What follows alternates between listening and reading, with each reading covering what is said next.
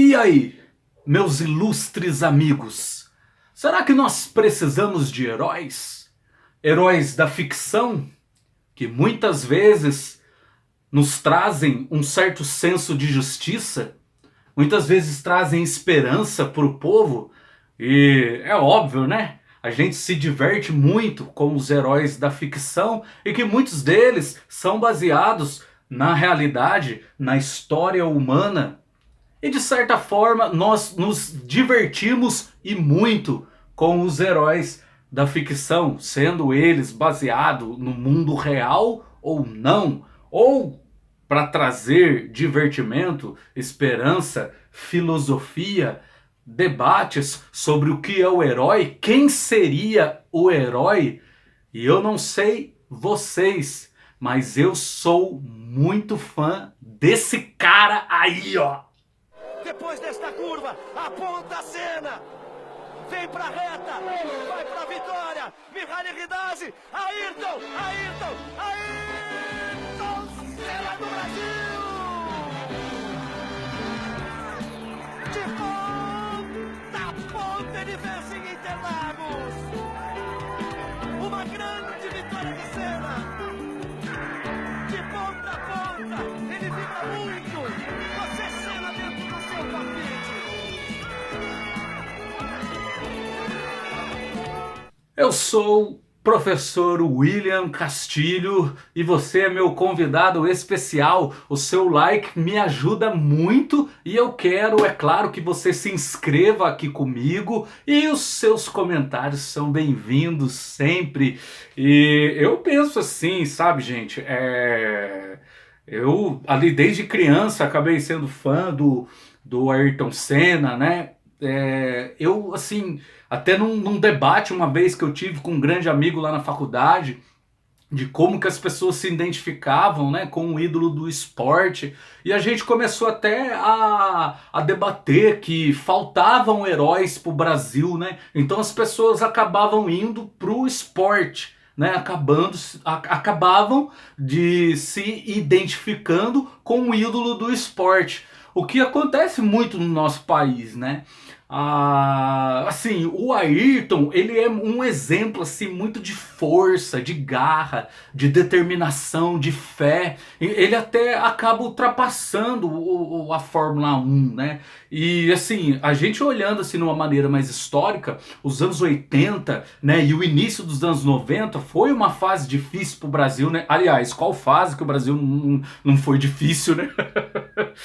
E então as pessoas, elas precisavam se identificar com alguém, precisavam de um herói, precisavam de alguém ali para se inspirar, e eu acredito que isso seja muito importante, principalmente nessa época quando a gente está na adolescência, sabe? Essa é uma época assim, é difícil pra gente, como diz lá no Apanhador do Campos e Centeio, né? Você não é criança e você não é adulto, você é adolescente, né?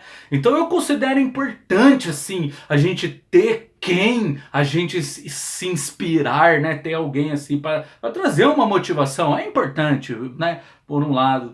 E esse, inclusive até a própria história do Ayrton Senna me inspirou muitas coisas em minha vida, e uma delas foi a escrever, né, O Herói Sem Pátria, que está aqui, essa grande obra que eu fui então pesquisar, sabe, pessoal, sobre se realmente nós somos carentes mesmo de heróis ou não somos, e consegui encontrar gente com feitos extraordinários na história do país, né? E como eu digo, tem época da nossa vida que nós precisamos de alguém que traga inspiração pra gente, que não seja a nossa família. A família é fundamental, né? Não precisa nem falar. A religião também é fundamental. Eu acredito que, né, não precisa nem ser citado. O que eu quero dizer é assim, que precisa ser alguém fora da nossa família,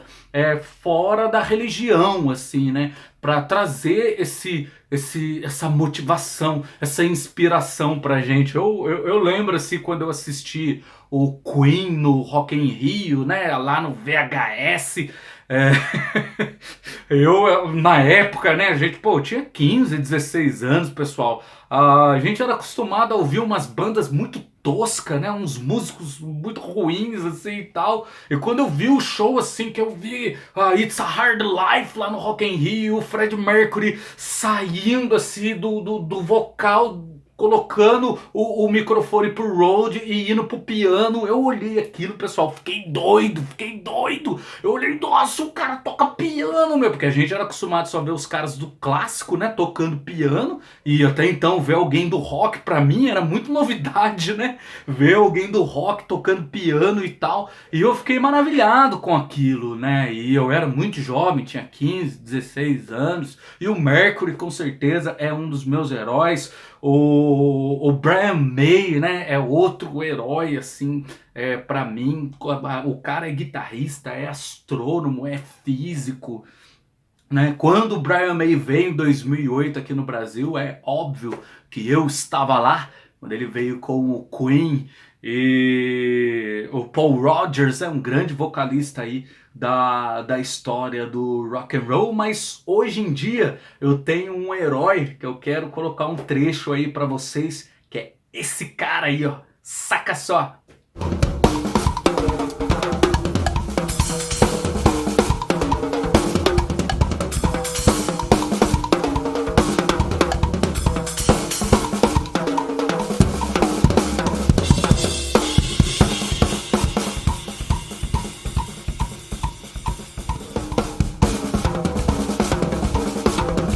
Eloy Casagrande é um gigante nacional, né? É uma referência na música brasileira, na bateria. Ou Sepultura tinha que ser patrimônio nacional, né? Mas a partir ali da história do Ayrton Senna, né, gente, que eu fui assim, né, por que as pessoas só se identificam com o Ayrton Senna? Será que a gente não tem mais alguém? E eu, assim, pra mim, o meu herói, se eu fosse escolher, assim, um herói de todos, seria o Luiz Gama. Se eu fosse escolher, assim, não, o meu herói seria o Luiz Gama, que inclusive tá aqui no Herói Sem Pátria, que também conta com Joaquim Nabuco, né? Olha só, tá aqui o Joaquim Nabuco, esse deveria ter assinado a Lei Áurea. O rebelde para uns, né? Messias para outros, do nosso Antônio Conselheiro. Eu também achei assim um herói muito característico aqui da região, que é o nosso saudoso Dr. Cícero Prado. E daí fica aquela pergunta para você, né? O que é o herói? Quem seria o herói?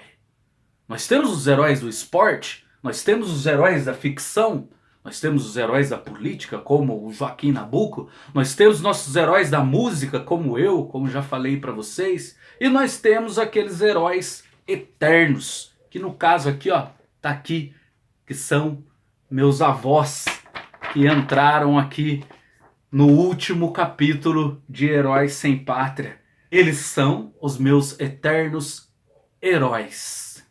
E você? Para você que está me assistindo, quem é o herói para você? Quem seria? O que é o herói? Fica essa pergunta aí para você, deixe seus comentários. Um grande abraço para você. Até uma próxima.